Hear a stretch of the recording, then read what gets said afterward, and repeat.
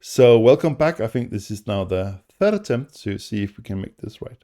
So today we're gonna try for a third time to see if we can get this right and actually cover what we are trying to cover here. Hopefully you can both see me and hear me now. So today we're gonna be covering positional play, and within that positional play, it sort of connects back to what we were looking at last time. Technical issues. Okay, right. Still no lovely picture from last time here.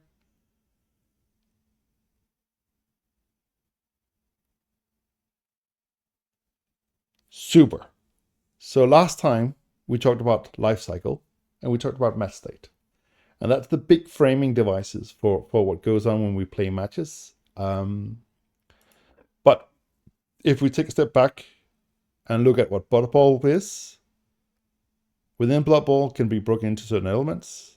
And these can be broken into, as we talked about last time, for example, the life cycle of a match, which is sort of lives down here, and the state. This is, of course, connected into a larger ecosystem of what Blood Bowl is. It is both the team selection, team management and building, the goals, the pre-phase inducements and stuff like that, and aligning what that your goal for the matches. Those can be broken into sort of two broad groups that are those are connected with the team elements and match elements. And these can again of course be broken further down. And so the life cycle of a team is the creation, the management, repeated matches, and working towards your goals for the team, right? Good. Scared me there. That's not fair. Okay, so for this context of today, we don't care about team selection and we don't care about team goals so much. So let's remove them. We actually also don't care about the team building because what we're looking at, the team is already built and we're not really looking at how we got there, so to speak. So what we're looking at is only the matches. Again, even here, we don't actually particularly care about the pre-phase because positional play only happens once we have players on the field, and we just need to align them with the match goals. So we'll just cut them out. So if you zoom in again, we have the life cycle match life cycle from last time. We have the match state, and we have the actual execution. Well, that's sort of like a repeating of these is sort of like what drives a match. And depending on what type of match it is, these of course will be affected. So if we have a zoom in of just a short cap of what life cycle and state is, the life cycle is whether we're receiving, attacking, defending, when we want to score, when it's not good time to score, and stuff like that, or make risky plays. And match state, which is what we will care much more about this time, is even a subdivision of that, which is like what turn number were we? What weather is it? How many rules do we have left? Do we have an APOC left? Wizard, similar stuff. But within there is the player remaining on the field, the state that they're in, meaning like are they prone, are they standing, have they got the ball, all these sort of things, right? And of course the placement on the fields. And this is what positional play is. It is what are the players, where are they, what are they doing, what can we do with them, what can we not do with them. And this we sort of match up against the match life cycle. Like, are we trying to attack? Are we trying to defend? Are we trying to stall? And so on. So, if we take this back to the positional play, so match the positions of play, we sort of care about the life cycle because it detects what we're sort of aiming for and affects the current state that the board is in. And when we're looking at what positional play means and doesn't care about, it is the state that the game is in and what we need to do next with our pieces. So, if we take a concrete example here from a recent match of mine, the life cycle means that we in turn 4, I am receiving. So it means that I am on the offense. I should be scoring, hopefully. And I should be scoring at the earliest turn 6, preferably turn 7, and perfectly turn 8, right? If I can manage that, I'm actually managing the game to my success. That means I need to, that is my goal from the match stage. That means I need to then look at the board state of where I am and how does that align. So if I look at this board state, I have the ball, which is aligning again with what we want to do. That's good. I might be in a position where I'm not controlling the clock in this position super well, because I'm actually being a lot more pressured here than I would like to be at this position, right? So I need to do something from this position that fits with the overall arc that I'm looking at.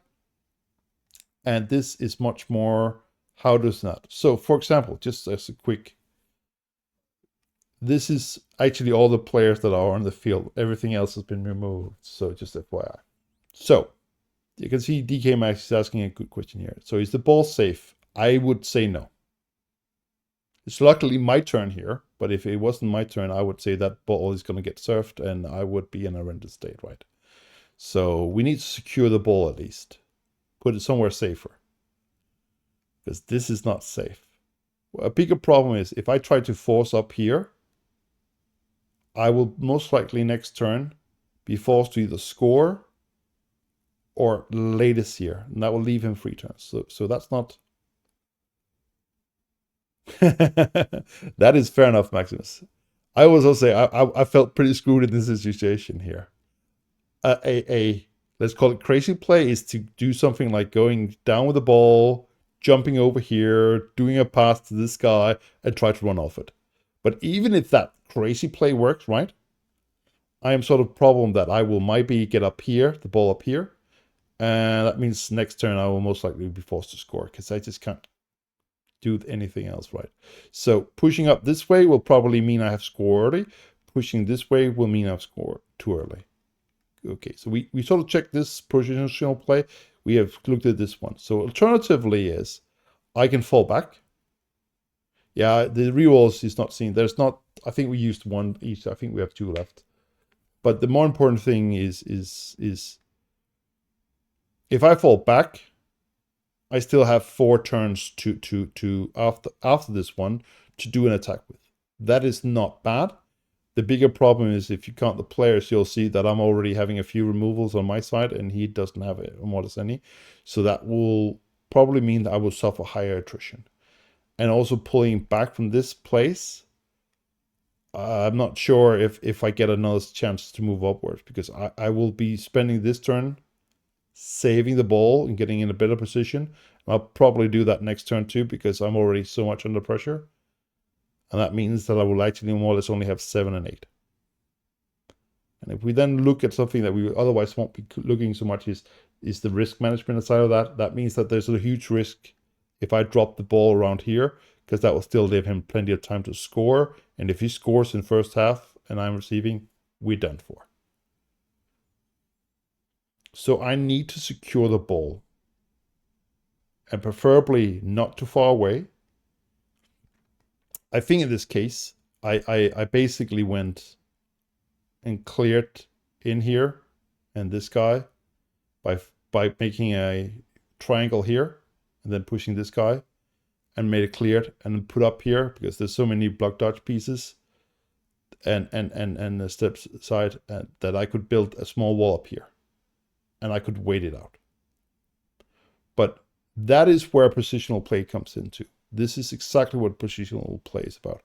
Making sure that you control what is happening here now according to that life cycle and the match state, right?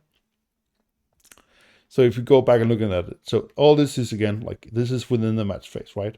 It hasn't to do with any of these other things, except it slightly has. And this is why I sort of also hinted at, because when you go into a match and you want to look at that match life cycle, you have to look at what is your team goal and what is the goal for the match.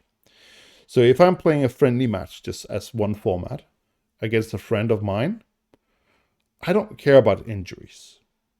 I'm probably also not building my team because it's a friendly match. I don't get any star player points.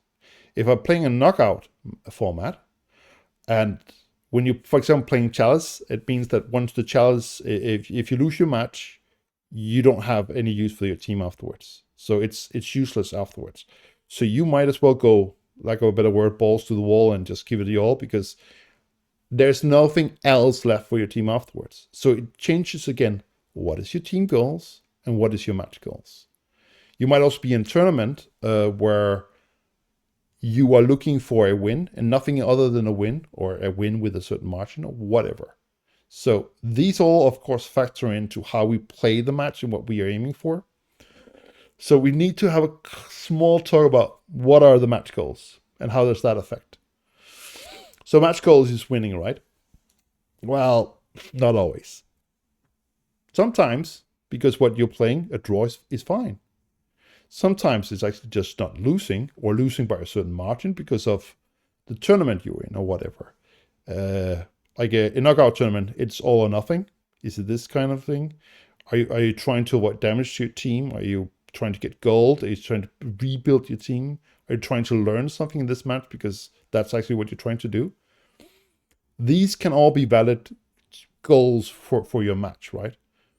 For what we're going to be talking about today, they're not. We're just purely going to focus on winning the matches, and we're probably also going to be looking at avoiding damage because this is the most common case. But you will have matches where your goal for the match is actually not to win. It is to build your team. It is to get gold. It is something else, and that's perfectly fine.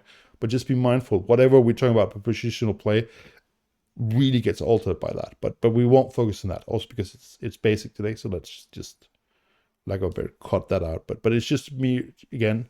What is in scope and what's not out in scope. So we want to win in these scenarios, and we want to avoid damage. That also means that we're not going to do crazy plays where we're putting too many players in the sideline, because that just increase risk of damage to your team. But it's a balancing act, because are we willing to win all because it's a friendly match in a knockout tournament, or is it a league match where you are trying to build and maintain your team also afterwards?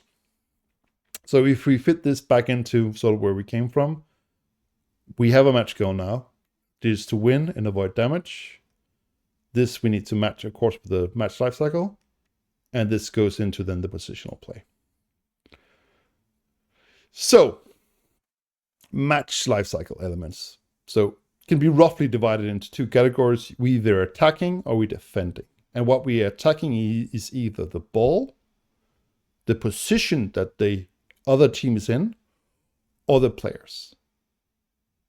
And it will more or less always be a combination of these three. It will be maybe 90% the ball, 5% position, 5% players, or it might be 90% the position, 10% players, and not the ball at all. And the same goes when you're defending, that it is a mix of these two things, where it's either you're defending or attacking, but within that, you need to balance these three things. So the key thing to sort of be, when we do positional play, is being mindful of, are we attacking, are we defending, and how much are we focusing on the ball, how much are we focusing on the position, and how much are we focusing on the players, both theirs and ours. Like, do we just need to get that dirty player sneaky git off the field?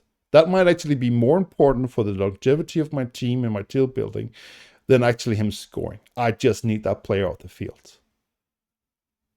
Or it might be that Dark Elf with all the trimmings on a Chaos Renegade team that is the bane of your existence. You need to get that player away. Or the Mighty Blow and Claw player, right? These things that really makes players more important. Or you need your player to survive. Could also be over here. Like, you need a certain player of yours to survive because you need him for that one turn touchdown. So you just can't expose him. You need to keep him safe throughout the man. So it's a balancing act, and that is what makes it so hard to do positional play right every time. And this is the crux of most players. This is where it goes wrong. I think the life like cycle is let's call it game mechanic at a level that most people don't get it, and that's fair. It is advanced. It is key to winning or losing once you start mastering the basics. But beyond that, I would say positional play is the biggest number two on that course. because this is the thing you can win and lose matches by, even if you have good or bad dice. Like I had a match yesterday, and he just had golden dice, and he was not a good player. But by purely understanding, I could position my players in a way that I could stall out the match and keep distracting him with doing nice surface and stuff like that on my players, that he wouldn't be focusing enough of what he should be doing. So purely by positioning players, I could control the match. And that's why this is key.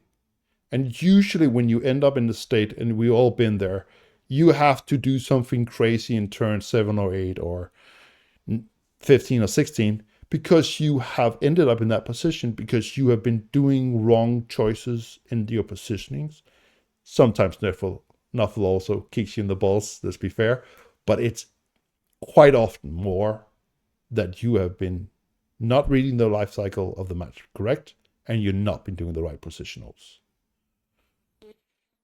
The last thing that is the key to everything is the risk management, but we're not going to be covering that. And we're not going to be covering order of actions. And that's because like today, we're just purely going to focus on the positional play. Just the position and where to go. And most importantly, why? Why are we doing what we're doing? So this is from a situation from a match I had the other day. Some of you might see the familiarity because it was used for a training session. But here's a perfect example of why positioning is key to everything.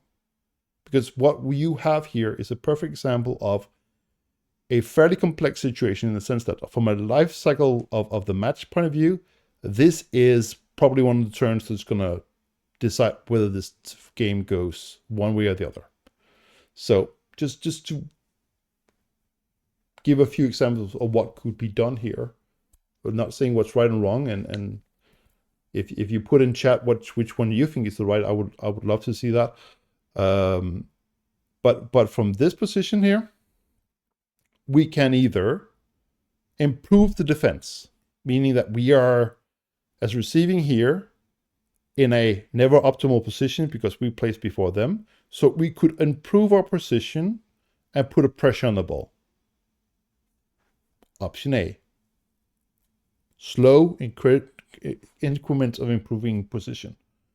We could also do let's call it a little bit more high hit risk, high reward. We will actually go to see if we can secure the spot. We could also put pressure in the spot, which is a smaller version of this. We can also go after there's key players that we think we need to take out or defend our players down here because these are just important for us to defend. So let's defend them and improve that. That is a goblin of mine, so we can't serve that, otherwise it would be tempting, right? So, chat, what do you think you would do here? Should we just improve our position? Should we attack? Any takers? Chat, come on.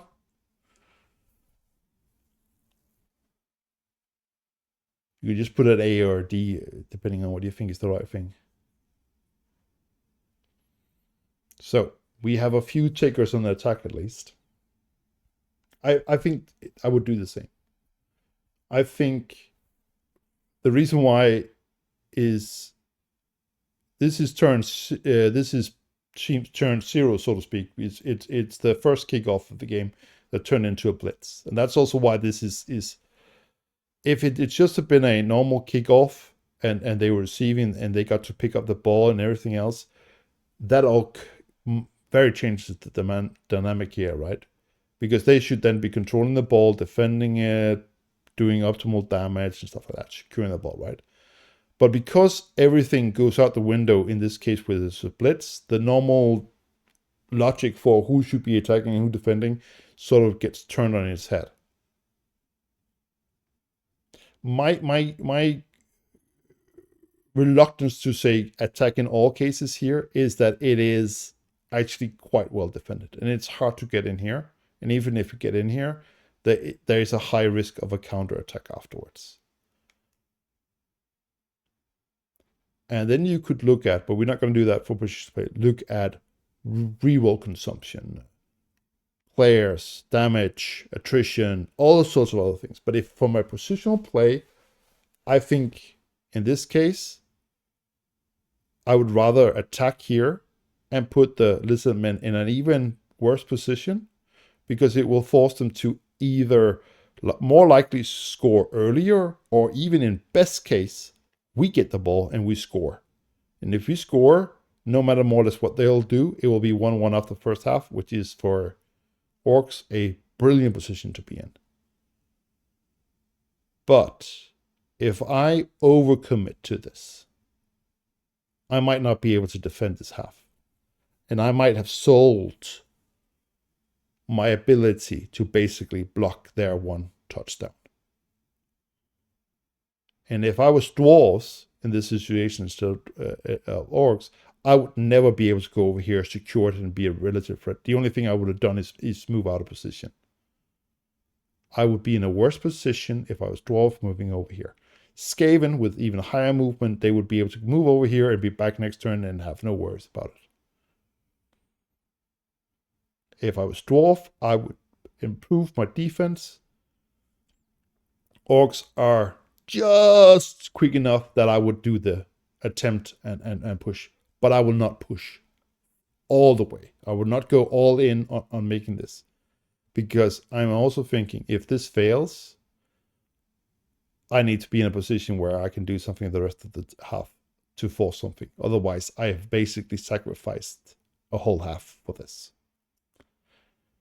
So, if we go back to the positioning of this, that means that in any given match, you'll be attacking, you'll be defending, you'll be needing to prioritize of how much you will be focusing on the positions, the ball, and the players, both as attacker and defender in any given decision. Now this goes back to what is the match goals. If we are just trying to win at all costs because it's a knockout and it's friendly, I might not care about players as much, at least not my own. I might need to remove some of my opponents, but I might be willing to sacrifice players getting served because it's a distraction. I would maybe not do that in a league game. Oh, sorry. Went back here. I'm clicking way too fast here. So let's go back. When we are attacking, there are certain positional plays that only make sense in that context, which is the receiving. That means like a kickoff receiving. It is from the position that you're currently in, you want to create access. That means that the opposite of that is blocking access. So if you don't want a team to go down the middle, you're blocking off their access. They're trying to create the access. It could also be that you want to control the path, meaning that not only do you not want them to go to a specific place and not be able to get to the touchdown line, but you actually want to force them to move to the side. Then you position yourself in a different way. So you're trying to not just... Blocking is much more saying like, you can't go here. This is often, not always, but it's basically leaving gaps deliberately for your opponent to go into, by thereby controlling him to go where you want to. And the reverse of not being funneled into a position you don't want to be in is, of course, creating a path from where you are to where you want to go, and not just at the defender's whim, right? And on top of that, there's something that is going on in the background on all turns. Sometimes we need to stall, both as an attacker. Oh, sorry. Should stop clicking here. Sometimes you want to stall both as an attacker or a defender because it's not the right time for whatever actions. So you are accepting the state of the positioning more or less, because you are in a good position, and such, so to speak, and you're only caring about the clock needs to be at a later stage. We can't unwind the clock, but we can move the clock further down the line. And if you are ahead, stalling is perfectly fine. If you're not ahead and you need to score 2 touchdowns, stalling is probably not what you're going to be looking at.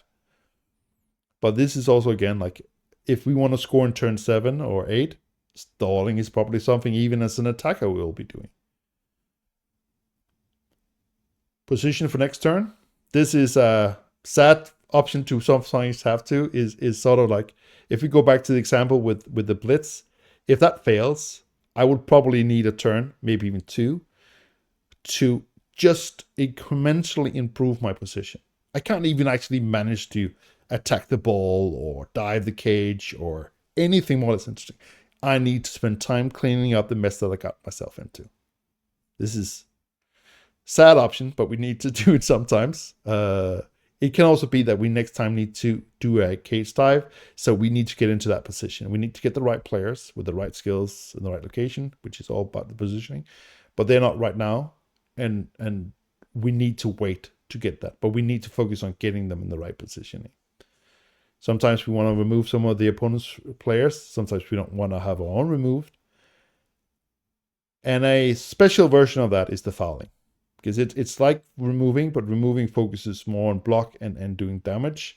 This means a lot of positioning. A lot of players usually goes into this, and that means a position of a lot of players is being sacrificed for a foul. And vice versa, you can also use this at your own risk, of course, is to lure the opponent into doing a foul on one of your players. Because if he's focusing on fouling, he's giving up position on the field. And if you play chess or anything like that, sacrificing the queen can actually be a good gambit. And you can win by sacrificing your queen if the reward is high enough. But it has to match with your match goals. And it has to match with your willingness to lose that queen if it comes to that, right? So, if we then look at it from a defending position. So, these are the things that you'll be doing on any given turn where you're defending. And defending meaning not in the sense that necessarily the opponent has the ball. Because if you go back to that kickoff situation, and that's also why I used it, is no one has the ball. No one knows who's going to have the ball next turn. But am I focusing on doing positions that will improve my position to make it harder for the opponent to score a touchdown? Then I'm technically defending. If I'm making positionings that is making it easy for me to score, I'm basically doing attacking. So that's the sort of underlying pinnings and that like. So now it's drawing time, and then let's hope I can do this correctly. So if I remember correctly, I can take my snippet tool and I can take a picture of this. And can I have someone confirm to me that you can now see this snipping tool on top of everything else? So, yes. So, if we look at the first good example of usually what any match will include is a team defending against the kick. So in a prime example, we are playing humans or orcs versus humans versus orcs, right? Because that is sort of a classic example, right? You need 3 players in the line. You probably don't want to do any more than that. And you want to sort of cover the field. So if you just let the game do something, it'll put something here, it'll put something here, it'll put something here, and here, and then you're covering the whole field. You have access to move your players to anywhere. This is a defense where you are focusing heavily on the positioning of where you can go to next turn. It is also focusing on that you can't really attack the ball from here directly, most likely. If he's still here, you can't attack him. But if he makes a deep dive on your field and runs down here, you can. So this is a very reactive positioning, right? We all probably been there and where we tried to do defense, and we did more or less this type of defense, right? We are blocking at the very edge of the mouth of the field. We are abandoning everything down here. We're basically saying to our opponent, if you run past us, we will accept that risk. We're going to make it really hard for you to get past us and make it really easy for us to get into your territory, right? Might be not likely in here because usually this will get knocked down, right? This puts a high pressure on the attacker. Even though we are defending, we are putting high pressure on him, right? So, but we want to do from here is, I see your question, Maximus, and I'll let you ask it in a second. This is usually where like one turn gave in or something like that, you're fearing for that. It's like if you get down here anyway, it's over. I can't stop you. Or I need to get the ball from you quickly so I can score another touchdown quickly. And you only have 5 players left and I have 11. You'll probably do a defense like this, right? If you have 5 players and they have 11, and you're probably not going to opt for this, right? Super. We live and we learn. Good. So if we go back to here and we go back to drawing, good. So this is like a classic kickoff situation, right? So if I go for a different sort of defense, you've probably all seen this. It's sort of the classic, I don't want to get breached sort of defense. These might not be perfectly placed, but it's just a sort of example, right? This is usually the one who's being used for a, I want to block your 2-turn attack, right? Yeah, chevrons. Some people do this. I'm not a fan of that. Sorry, there. You're trying to cover as much as the field. You're trying to make these, even though they'll go down, they will block the path in here. And even if they go in through here, you're sort of wanting these to be able to counteract in here and here. And because you're forcing them as much as possible down the middle, you will have access to all your players to sort of counteract with. This is good for stopping an orc 2-turn, or even maybe a human. It gets humans are almost a little bit too fast. Versus Skaven or Wood Elves, this isn't. It's going to be really hard. Like, unless they have very low skills and you have low skills, this is not going to cover it. So you're trying to force them down the middle because this is the easiest area to defend. And you have made it hard for them to come around here because of the chevrons, right? The only problem is that if they come around here, you will have more or less most of your team not able to react because they won't be within range of this location up here. On the other hand, it's also hard for the attacker to swing much of the team around over here. So again, unless we're playing against Skaven, Wood Elves or similar, this will not be a path forward. And if you're playing against Dwarves, don't get me wrong, but 2 turns, even if you do nothing, it's going to be hard for them to make a touchdown. It can happen. So all depending, again, how much are we prioritizing doing the ball, the positioning, and the players will pick a defense. And all that positioning, you probably already seen a lot of those, so you know those.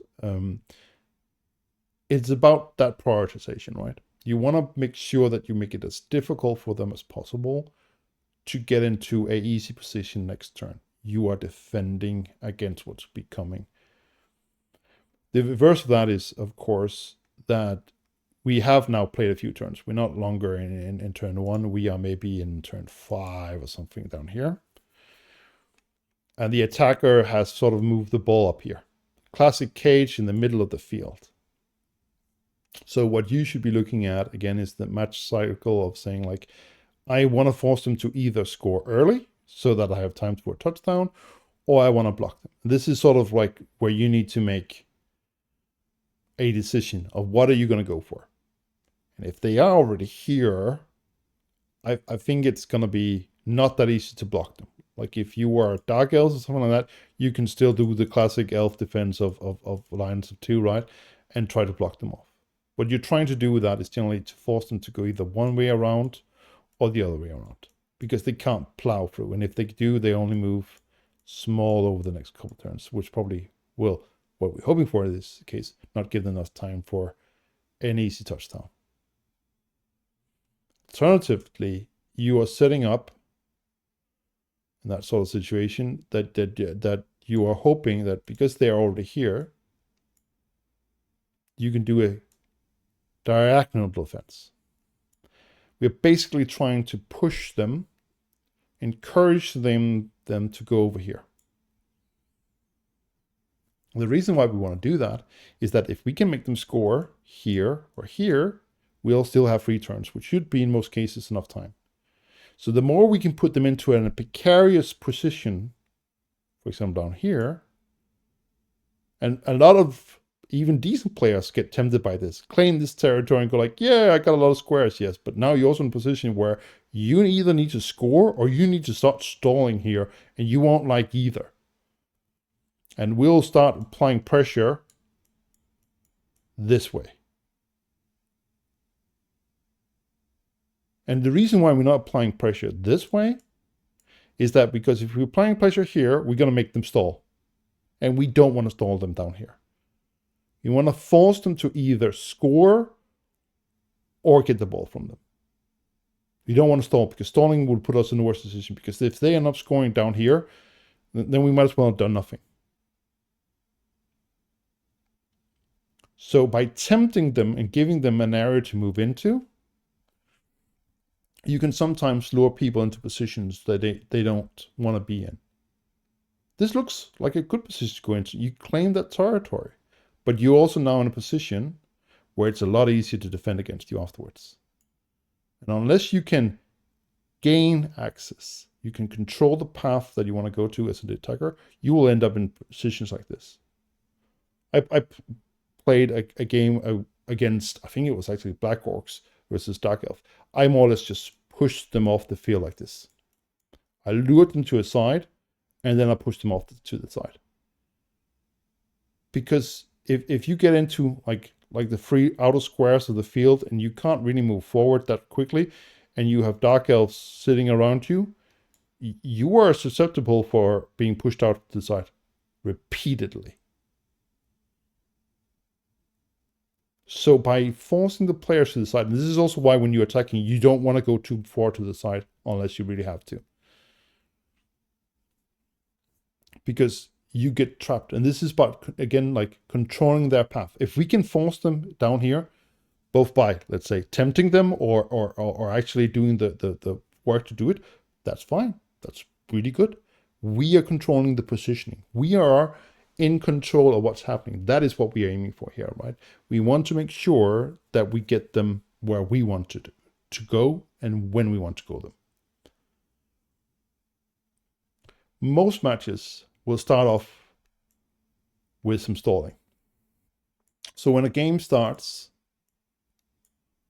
let's take the tool I like. Up here, the first sort of free turns, I would say, is about making damage, more or less, for both sides. In the first half, no one wants to score, really. And we know that they're not going to expose the ball, most likely, so we don't get anything. So we might as well focus on doing some damage here. And you go into the second phase of the game, now they need to sort of claim that territory, and they want to control the touchdown. That's usually like a breakdown, right? And as a defending player, your positioning should be counteracting this at every given time. So, for example, a team moves forward, and we are sort of in the mid game, right? We want to split the defending team. If they're stretched out a little, like usually teams are, like, we want to cut them off. We want to cut off players, making it harder to maintain the cage. The more players we can sort of separate out and start pushing away, the better. Even if it means leaving a huge gap for them to walk into. Because again, we can push them out and we're in control of the timetable. And we separate players down here. We pick off the vulnerable pieces, the slow pieces and stuff like that. That's how you sort of get them out of place, right? Positioning for next turn.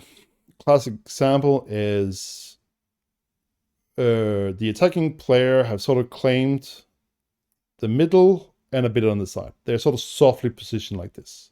That's their take on the field, and you as defender are sort of counteracting down here. But the cage is in here, and you want to attack them, and you want to delay them. If you stay down here in this semicircle, they're just going to mosey up the field slowly and steadily. That's not what we want. So, for example, by moving pieces, getting pieces around to start harassing the back of the cage, making a hole on either side, for example, we can make them focus not right now, they're just focusing on forward movement.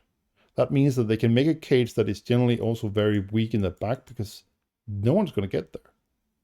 But if we can get around, we can start threatening back. And even better, if we start attacking these players in the back of the cage, they need to move their blitz from going forward to clearing the cage every turn.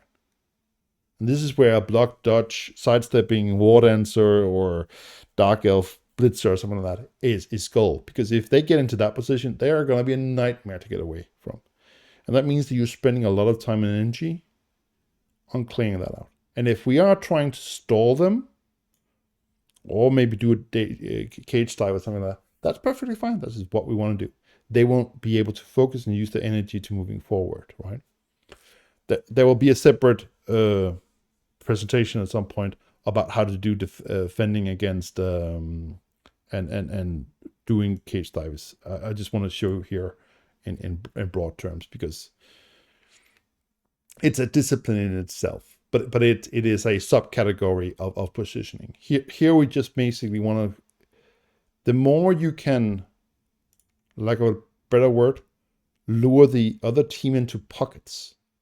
Like I haven't played American football. I don't watch it very much, but for my brief understanding of it, it is much more like, it's much about the same. Like if you have even managed to push the cage down here because they got a terrible kickoff and blah, blah, blah, right? You want to, as much as possible, make sure that in a perfect world where the attackers is in control, they have a line of positioning that is going to go like this. They're circling in you. They are managing where you can go. They are limiting your options. Right? We can't really do much here. We can't even come through the sides. We're going to be positioning like this. So what you want to be switching around is, as much as possible, get their defense to look like this. It takes more players. It is harder to defend. And the more you can go like this. The problem is also, if you noticed, this line is a lot longer than such a line. So this takes few players, more dense, it's harder to break through. This takes better positioning, more players, but if we can pressure them like this, they're more or less guaranteed to stall. And that's why we use sometimes the positioning for next turn to get into such a position so that we can apply that pressure. And hopefully, sooner or later, by applying enough pressure, the defense of the cage will break and we can actually get to the ball. That's like dream scenario. Not always, but like at least we can get to a better position next time. So these should be seen as levers that's going to be moving up and down every turn, on every move, on every dice. I need to focus a little bit more on protecting my players and stuff like that. I need to focus a bit more on my position of the players that I have. I need to apply more defense or attack to the ball. Even if I am defending, I am also attacking the ball in a sense. Because I'm attacking the position of the ball. Not just all his players, but the ball. This is also a classic error that a lot of new players do, is that they sort of end up focusing more on defending positions than the ball itself. And even worse, what I see a lot of often is that people are protecting areas of the field as they cover to defend, so that ball can easily go somewhere else that they don't want it to. They are not controlling the pathing. They're not controlling the axis, right? And again, goes back to where we in the match. Because if this is turn 7 and I can run up here, I will be happy, because from there to there in turn 7, that's crucial. If I'm in turn 2 and I run up here, I'm going to get swamped and I need to stall out in a very, very vulnerable position. I'm off to the side and I'm far away and probably won't be able to take all my attacking players with me. They will probably get stranded somewhere else, right? So this gets to be a weak position. And being able to zoom out from the sort of the board when you're playing, and in your head quickly visualize what is the board state in the sense of like, where are the defensive lines going? Who needs to? Because let's be fair. Let's put a mummy here and a mummy here. Then this becomes a very strong corner. I take the two same mummies, I put them up here, and I put two zombies down here. This becomes very weak all of a sudden, right? This is much more vulnerable. It's easier to put a player in, tag them, make them not go anywhere. So it's not a question of just where do you have your players, but where do you have which players.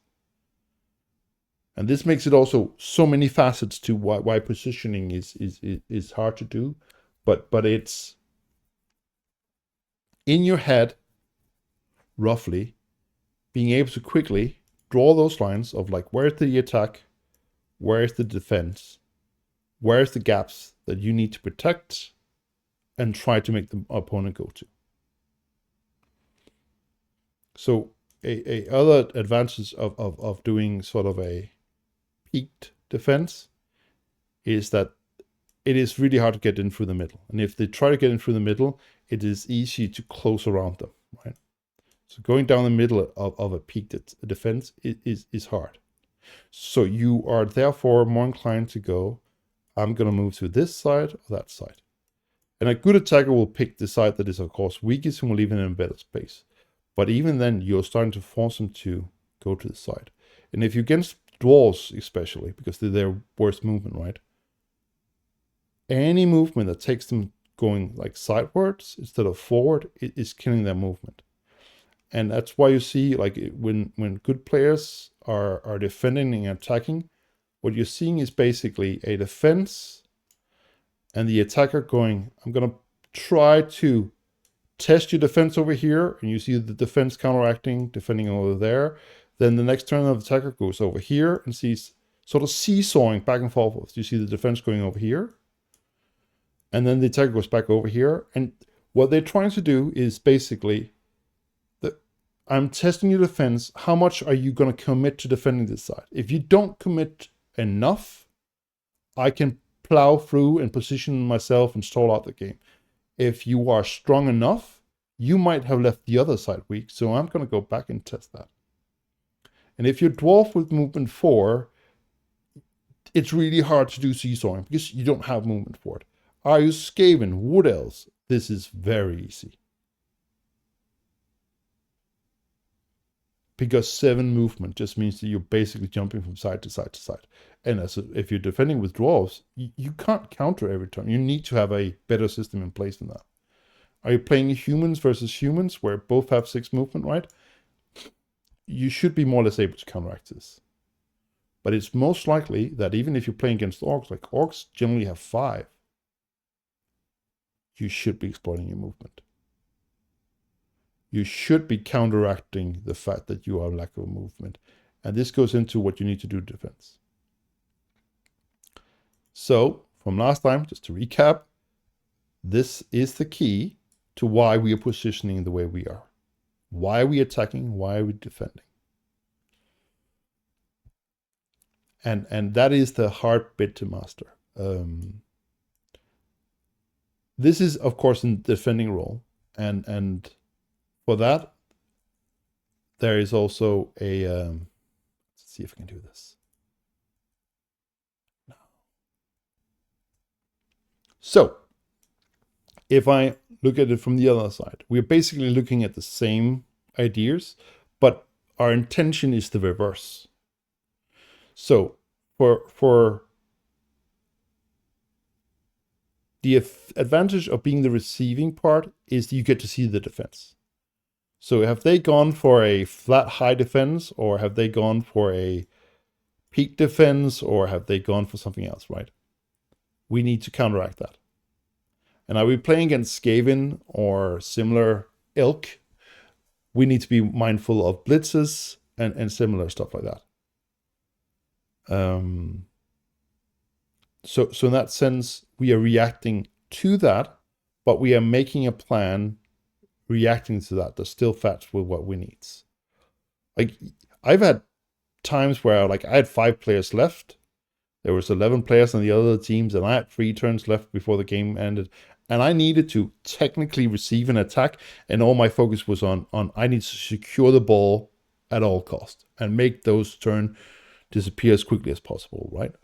It also has to have the reverse where it's like, I have 2 turns, I need to attack as quickly as possible. I just need to get this touchdown, right?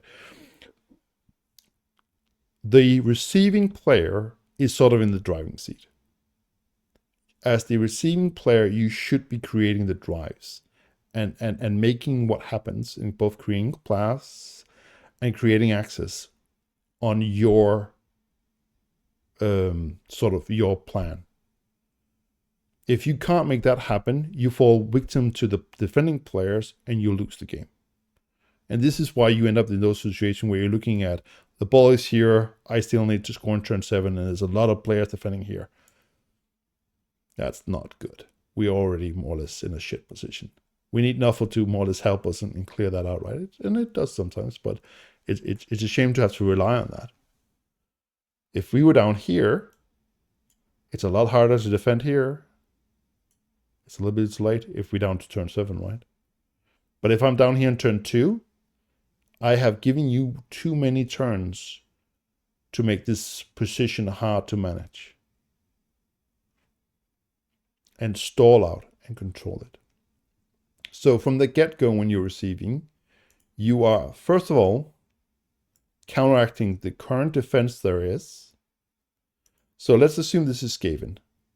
For Skaven, I would actually say, I need to focus on maybe less players in the middle than I would like to do for how much damage I can do, because I actually need to protect my half from those nasty gutter runners on my fields. And I playing against dwarves, I probably don't need this. I can focus even more on the middle and doing more damage, because even if the ball comes here on a blitz, dwarf can't really exploit that. Like if it gets to be up here, sure. Down here, not gonna happen. So the calculated risk of what are we reacting to, who are we playing against, what are our goals? In this case, again, like I said, winning. But yeah, how are we gonna win? How are we gonna make that timetable fit our needs? And the hard thing about positioning is sort of predicting things. Like if I put my defense here, his defense is here and here. If I start plying through this side, what will happen? What will it look like next turn? And next turn again? And how does that fit my timetable? And if we go back to, I'll see if I can do this without too much magic. Take this situation here.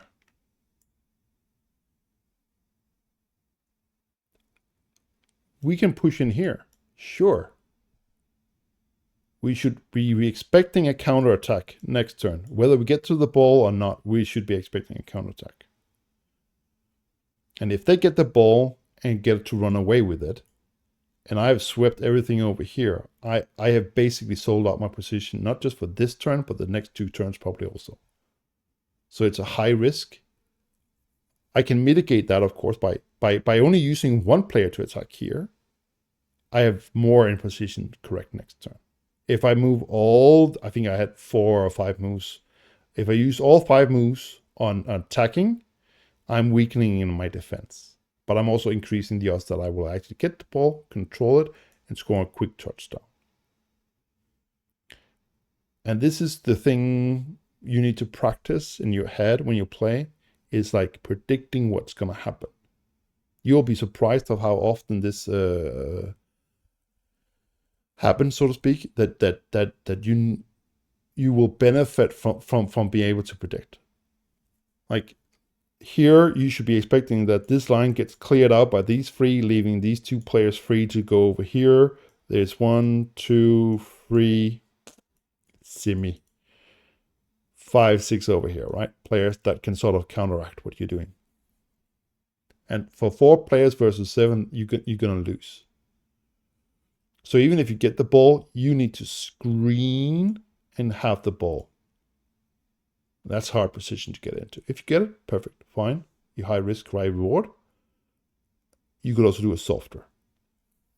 So just in this situation, because it is on one hand early in the game, so you also have a lot of time to do cleanup for whatever fails here, because Lisman is probably not going to make an early touchdown just because you leave a huge gap over here. But just also be mindful of, like, if you go over here and they go in here and claim the middle, you're behind them now and need to circle around them from behind, and that's going to take forever. And they can sort of just do a defensive line and move it south, right? So for better and worse, we're back at, you need to focus on what is your objective, what do you predict is going to happen, and see those lines of defense in your head. Like, I'm drawing them out here for you to make it clear, right? It helps, but you should be able to do that in your head, like in and because Blood Bowl is on a timer, right? You need to do that like more or less instantly, preferably. I think we talked about this last time. So a turn is 2 minutes, right?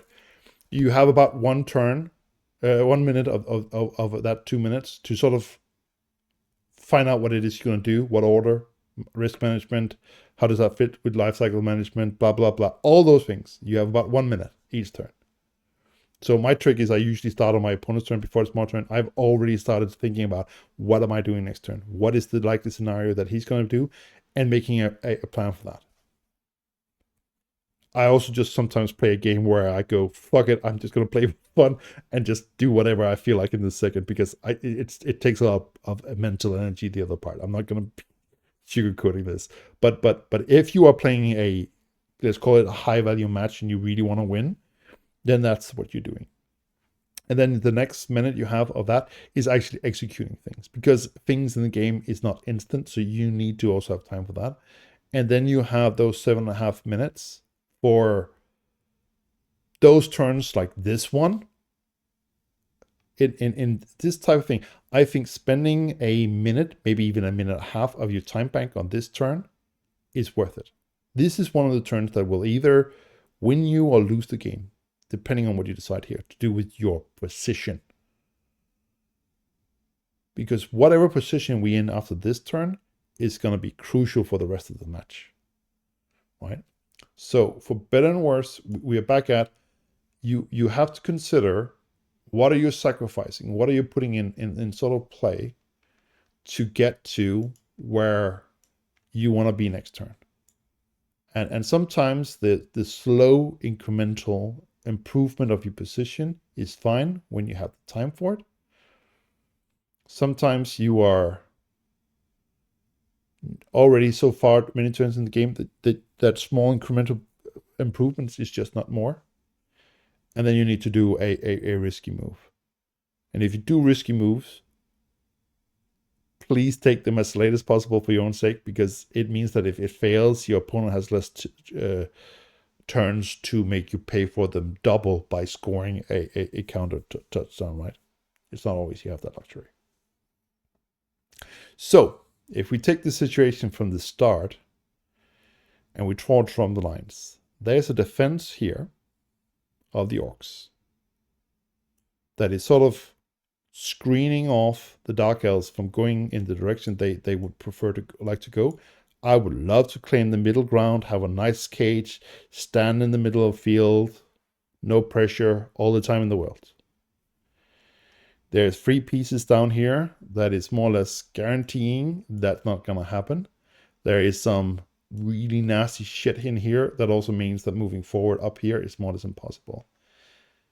And it's really hard to clear in through here enough of a gap that I can sort of circle in through. So that's not really good either.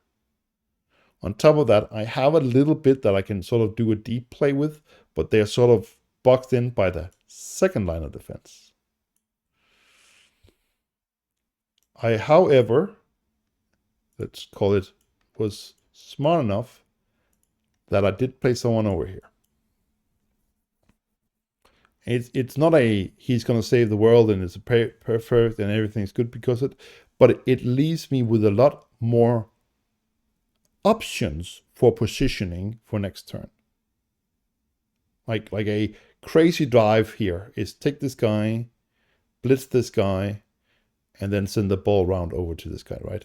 I can be in the clear and stall out for a long time by doing so. But doing a throw with this thrower and doing that blitz there and also needing to circumvent that guy there, that's not really good. So it doesn't match with what I'm predicting for the next couple of turns. Would be a good idea.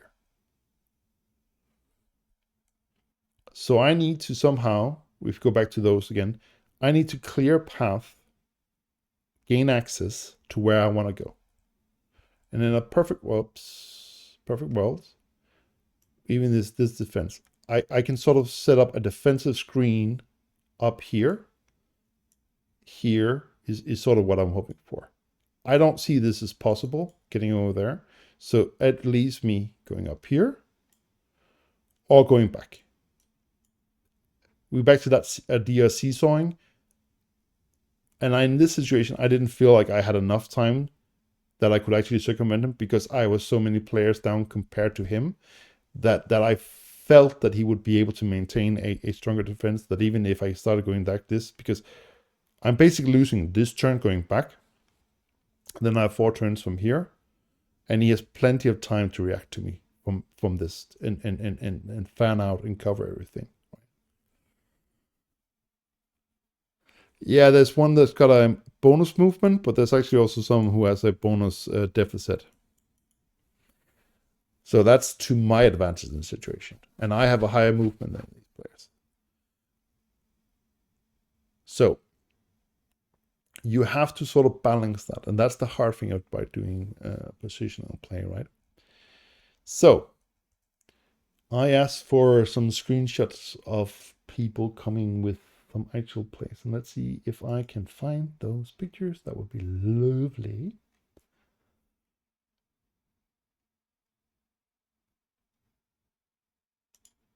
I think if anyone has some questions, I think we are in the, let's call it more the Q&A section of tonight's. I don't think that's such a good one. I actually think we should take this one. I must admit, I haven't pre-looked at any of these really, because, but let's just take this one as an example. Let's assume we basically taking this, and that means that we have walked over to a friend's table, and this is what we see. So we are just quickly doing a game state, let's call it an analysis, to see what's actually going on here. Right. So the first thing we need to do is check, and it's hard to see because that's on my screen. Let's see if I can do that. It looks like Sultan has no rerolls left, and we have 2 rerolls left, right? It's our turn. We are sort of midway in the match. We have the ball in here,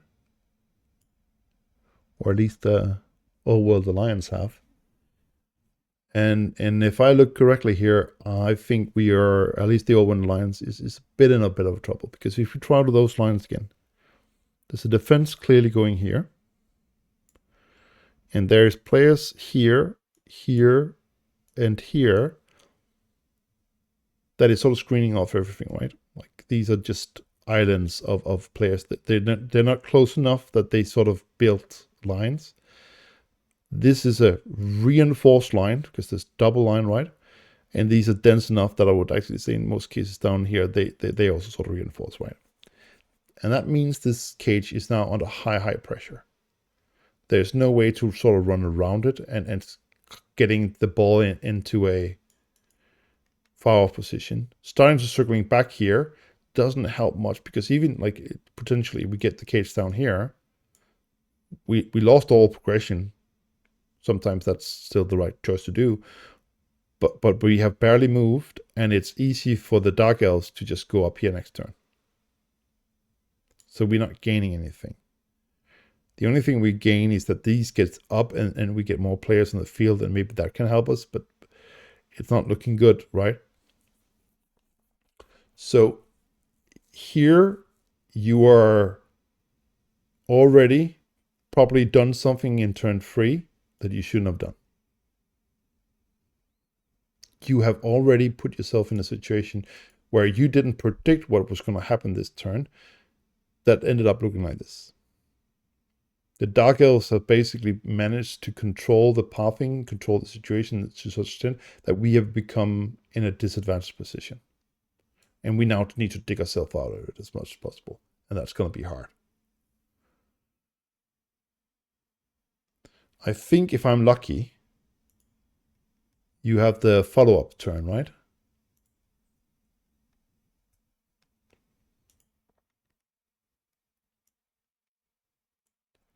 So, what I can see from this is that we sort of tried to plow forward through that line, right? That was. I can also see that we sort of got stuck in it. And as you can see here, it has meant that our cage is now not a full cage anymore. We actually are on the sideline cage. And I would say my best guess from this position, if the Dark Elves does it right, they should be able to close in this pocket, just like good old Blitzkrieg and World War II and stuff like that, and basically kill off this pocket, right? We can't even escape backwards now anymore.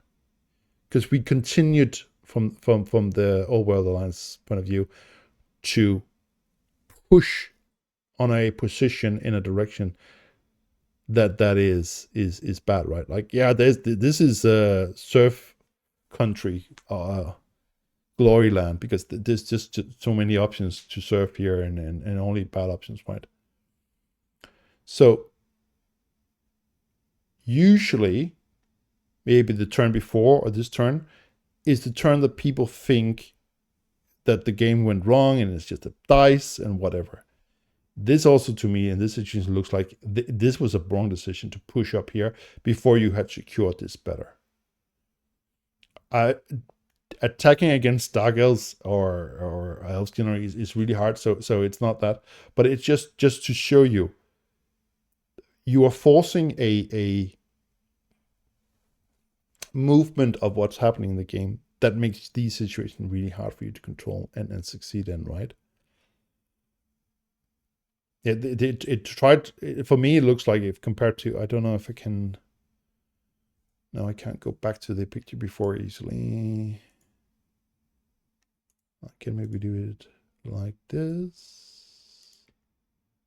Boop, boop, boop, boop, boop. Right? So they basically doubled down and moved down here. And trying to break a hole through a defensive Dark Elf line like this, you need better players in this. And what I mean better players is stand firm, mighty blow, guard. With that, you can plow through that, right? Because you can't be served, you can't be out diced, and you can and you can basically start plowing through. If these has been Black Orcs with grab and guard and stuff like that, sure, you can plow right through. And this is where the Dark Elves really get to be in a sour spot, right? Because then it becomes hard. Like if your opponent can just basically plow through your defense just straight head on because they're strong enough for that, then you need better tools at your disposal. But yeah. Let's see, what can we find of other examples here? I am so happy that you sent a lot, because no one else did. I'll cry.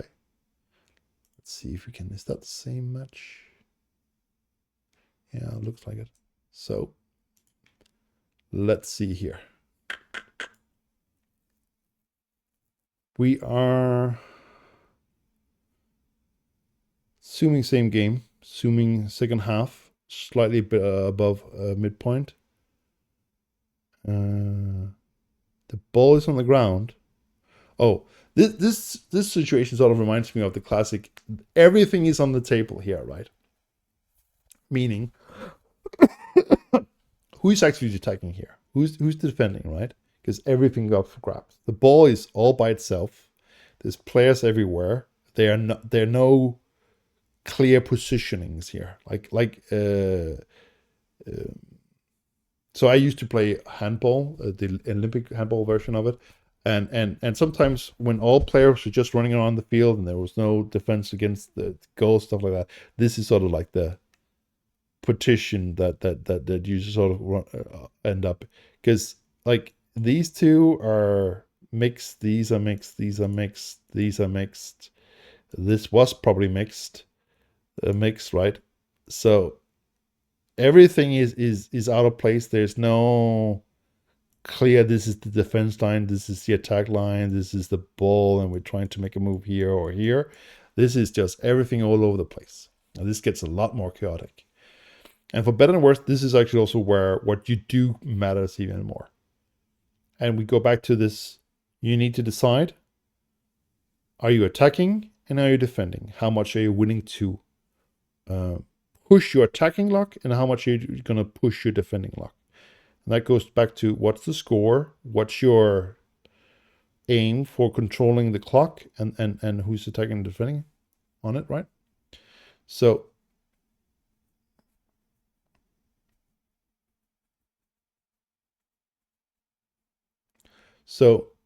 I think for better and worse, that this is sort of like one of those chaotic situations where you need to really, it's basically like the blitz, right? Everything's up for grabs, but how much are you going to risk one thing for the other?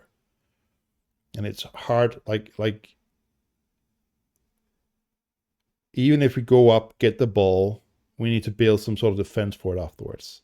That's going to be hard. We're going to need a lot of dodges and good dice, right? The Dark Elves in this position, if it was their turn, would be having a lot easier because they have 4 guys over here, right? That is easy to get to the ball and sort of protect it. They could get the ball probably closest back, and then a easy free person defense, and then probably try to get that guy over here, right? If it had been their turn, right?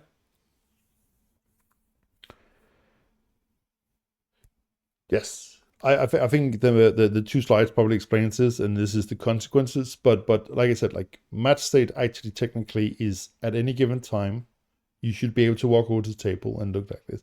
So if you just assume that this was the end state or no, the current game state, this is the situation you now need to be reacting to.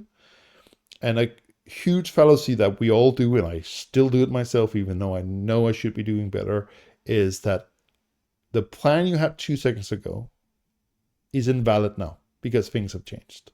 So whatever the plan was in the last 2 pictures, for better or worse, shouldn't matter at all for when we read this game state and what we need to do here.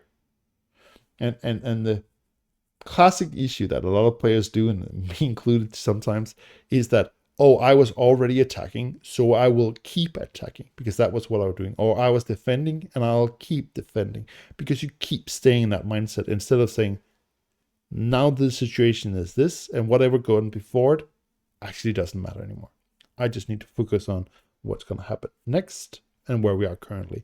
And whether like quad skulls, don't get me wrong, but there's nothing like quad skulls to make the whole game state go completely out of whack. Or double one is also quite a classic of doing that, right? Because it usually just means that the game now has often so much fundamentally changed that you need to revisit all the assumptions. You might end up having to do exactly the same as you were planning on doing before, but it is not that often as you probably end up doing it. And that is one of those things. So quad skulls, double ones, or something like that, it will destroy, the blitz would destroy whatever plan that was more or less everything that happened, right? Bad dice can do it sometimes. Like I've turned where like I had 8 blocks with 2 dice, and I got pushes all through 8, all of them. That can fuck your turn, and vice versa. Turns where, oh, he's doing 7 blocks, 1 dice, and he downed like 6 of your players. Oh, okay, that's not statistic, but it definitely affects the game state. And that is the fluency, and what makes Blood Bowl hard is staying that fluent in what your approach and your plan is in stuff like that, that you can cope and adjust at any given time. And for me, it's one of the things that makes this game both very challenging and fun to play, but also sometimes really annoying, because when Nuffle really wants to screw over your plans, then he definitely have the options to do it. But it also means that you. So I play other tactical games, board games mainly, and a lot of them is like, once you start getting that momentum, there's more or less nothing in the game to sort of stop you from just keeping exploiting that advantage, and it's not that random that hit. Blood Bowl is one of those games, like, if I can at any point decide a pow on two block dice, I can fuck the game state any given time, more or less, because that is a just having the superpower of predicting one time, like whether that is killing the corner of a cage, or cage diving, or whatever. If you could just one time a game say, like, right now I'm just gonna roll double pow, and even if it's too uphill, right? Then you can change the game state in an instant. That is usually more powerful than a wizard. So yeah, good. Um, we spent a little bit more than 2 hours already, especially with all the, let's call it, technical challenges at the beginning. Does anyone have any questions of things they would like to explain a little bit more in depth, or didn't understand, or stuff like that?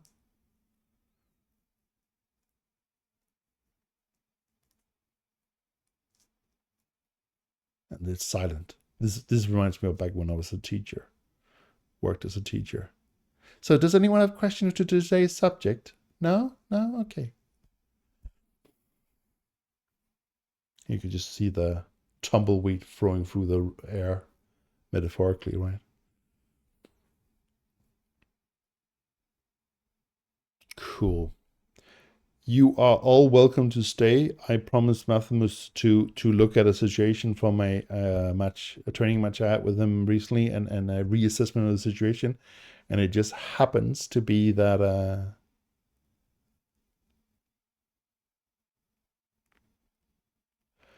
So that's a really good question. So I actually think for that I'm gonna load up Blood Bowl itself. I can also then use that for what is it called? Having a look at the match. So right now, in much we talked about, we have sort of had players that are um, same or equal. Like I said, we only touched barely on the difference between having, like, what's the difference between having your mummies in one corner, or a different corner versus zombies, right? But what players that goes into what position is equally important, I would say, more or less, to what where they're standing. And someone who's good at positional play knows both how to get the right players with the right skills in the right locations, right? Because that is the challenge of positional play. Because a player with sidestep, they can go out to the sideline and have no worries, in most cases at least. But someone who doesn't might not want to be there. So by the mere fact of that, you can have situation where you can do, and that's usually also why skills like sidestep, stand firm, grab, all those skills that makes you able to control the positioning of things in the game, either defensively or aggressively, are so key. And a classic example of what you can tell, sort of like a better word, a good player from a middle of the road player, is the more of these skills they have on the team. Like a classic example of someone who's still new to Blood Bowl is they're still playing orcs, they're playing dwarves or chaos, and they have block, mighty blow, and guard. And that's it, more or less, on that team, right? Because that basically tells me that you believe still, and you're not more familiar with Blood Bowl, than you think that violence is the solution to all. A player with stand firm can't be served, yes. The easiest way of doing that is Jolonok, yes. The second easy step is, and this is where it gets a little bit more, let's call it rule detailed, is if you can down, as in prone the player with stand firm, and then push him with a player that is still standing. Because once you're prone, you don't stand firm anymore. So I have had players that I could prone on the sideline, and then by having from a different player from the same team pushed into that square, I could then push the stand firm player off the field. So you can definitely do some tricky stuff with that, and that sort of, how to say, type of situation is one of those that swings games greatly. So let's see, if I make a friendly match here, play friendly, and if I show you my screen, you can even see what I'm doing, and it should be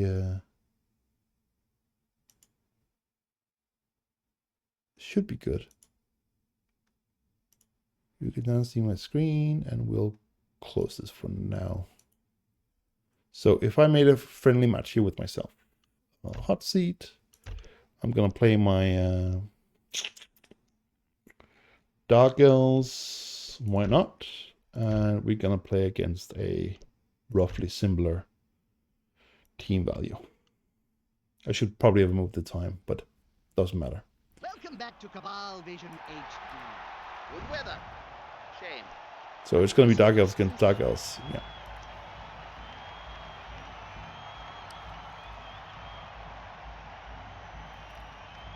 I'm going to turn down the volume a little bit on my Blood Bowl game because this sounds a little bit, at least to me, loud.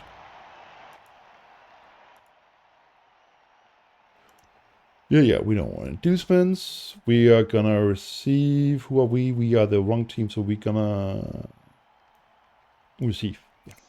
So, positioning and chevrons and all that sort of malarkey. Right, so a classic example here is, this is a fairly common type of, let's call it a ladder team, right?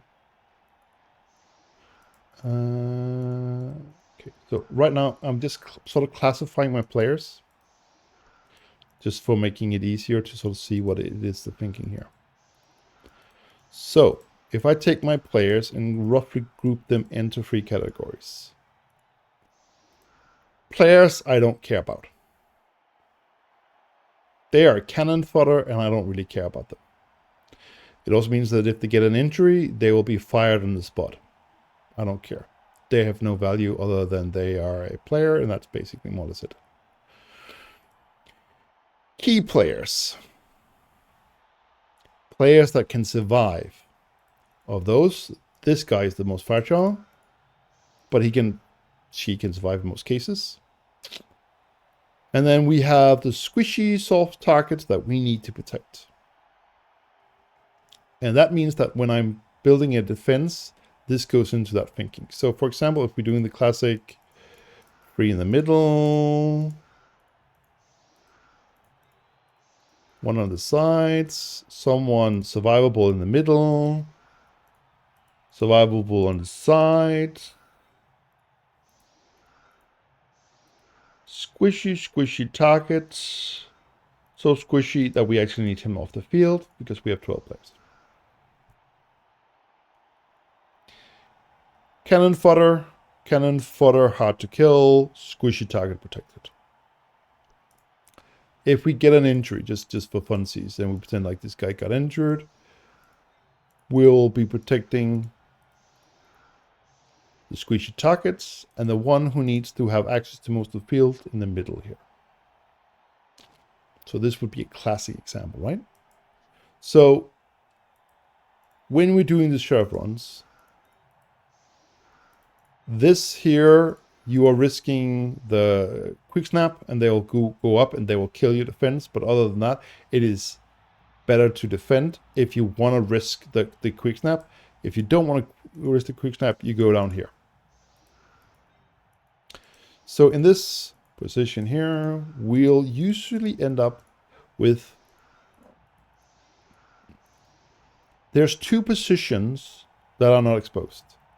This one and this one. So I would generally put the soft targets that we don't want to get killed down here, because they are squishy, right? And out here we have the positionals that is most likely going to be able to defend the sidelines. And the most likely targets that's going to get hit is these two out here. Not that one, because it doesn't sort of solve the Rubik's Cube. So I actually might be tempted to do this. And it might seem counterintuitive, because this is the less likely to be hit, so I don't want him to be hit, and I don't want this to be hit, because I don't care about these two. It also means that these guys from the positioning now can fall back into the middle easier and still do damage. And they're also closer to should something happen over here. And these corners are the most likely to get squished, right? So these can easier protect the side, because if they don't get downed, the side is protected. If you don't have the luxury of having that type of players, you'll probably put a cannon fodder players out there too. So again, if you remember that matrix about how much are we valuing the lives of our players versus the positionings that we want versus where's the ball, right? So the ball in this case is sort of like, it's a kickoff that we are receiving, kicking off. So we are not receiving. So in that sense, we don't care about the ball as much, but we care about the potential of what's going to happen still. We are, in this case, valuing fairly high the survivabilities of our key players, but we are still more varying that we need to sort of do the serve runs and do the optimal defense here. There will be situations where you might need to do this because you just don't have players enough, and that's really the situation you want to avoid, right? Because squishy, high value. But I need these players down here, and they might be able to defend better. Let's say there was different type of players. They could defend better. They could be Sauruses, and these would be Lizardmen, right? And these would be the Skinks, right? So you have the Sauruses in the important spaces, in the spaces where they can most likely move from and counter attack next turn. So, but that means you would put in be Skinks. You don't want to have on front line up here now. So we're back to that. How much am I valuing my players, and how much am I valuing the positions? At the risk of not winning this match. So this is probably in most cases how I would, with this Dark Elf team, do the serve runs and sort of protect the flanks. These are the protecting flanks. These might appear as if they're the protecting flanks. That's not actually not so important, because they're not really much, because these is not the protections that's going to be hit. So you could even go like this. And for better and worse, you're not tempting the opponent to say, like, I will give you a key player of mine in return for a better defense. Because if he hits this player, he hasn't broken my defensive line. And this is where, not that we're going to spend a lot of time on that, especially on an hour, is that sometimes putting players in harm's way and deliberately luring the opponent to spend their blitz on surfing a player. Like if you're down to like the 7th or 8th turn, being able to lure that blitz away, and I don't care about that lineman. I can buy a new one if I have enough gold and stuff like that. So I don't care. I'm willing to take that surf, and a lot of players will fall for that and spend their blitz on this, because it changes their calculation in the head of okay, I might not score anyway, so I might as well get the secure thing and surf that guy, and I did a surf, and that's nice and cool, right? But it might also cost you your positioning, and there's a whole like mind game side of Blood Bowl about like you're receiving You're putting your throw in the middle. You run him to one side, clearly indicating you're gonna go this side around. But you are actually planning on going to that side. But by moving your runner to this side and still protecting him, of course, you are signaling to your opponent you're going this way. You are sort of priming his head to be thinking in that direction. And especially if this has been like a pro elf thrower or something like that, running over here and doing a pass and then running this side is easy peasy. If you're a dwarf, yeah, not so much. So this is why, again, mobility in this game is so much worth, and that's why like Skaven and Wood Elves are good teams despite being that very unbashy, right? Because they get a lot of other things in return. But it takes a higher complexity to what you're doing to be able to do that and see those things. And that's why you generally see newer players, like new players in Blood Bowl, gravitating towards orcs, dwarves, and chaos. Because what they do and how they do it is easy and straightforward. You can see it here and now. What elves do, or Skaven do, or similar teams, it is not clear. And you need to have a deeper understanding of the game. And that's why they usually are, for lack of a better word, more seasoned Blood Bowl players. That's where you find them. And that's also why you see that the good players, they generally don't play dwarves, orcs, or chaos. Because they don't have that many tools to pick from. But that's a completely separate discussion. Anyways, I will close off the recording, at least, of tonight's boot camp. So I will say thank you. I'll let the stream run and continue.